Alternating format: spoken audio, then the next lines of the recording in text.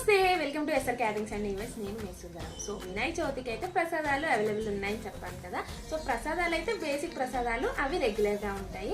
అలాగే అన్నదానం కోసం చాలా మంది కాల్ చేయడం స్టార్ట్ చేశారు. బట్ మీకు అందులో ఏముంటాయి అనే ఐటమ్ కొంచెం కన్ఫ్యూజ్ అవుతుంది. సో దానికోసమే ఈ వీడియో అనమాట.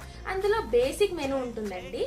అది కాకుండా కూడా మీకు ఏమైనా వెరైటీస్ కావాలి అంటే మనం కస్టమైజ్ చేసి ఇవ్వడం జరుగుతుంది.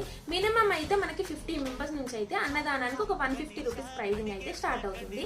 మనకు మెంబర్స్ పెరిగే కొద్దీ ప్రైజింగ్ అనేది డ్రాప్ అవుతుంది అనమాట.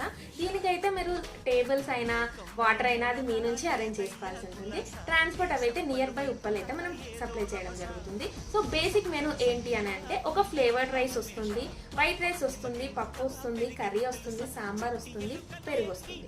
సో పాపడ్, రవ్వ కేసరి, ఇంత చిన్న సింపుల్ గా ఒక మంచి భోజనం అయితే సరిపోతుంది. ఇది కాకుండా మీరు ఇంకేమైనా వెరైటీస్ పెట్టాలి అనుకుంటే మీ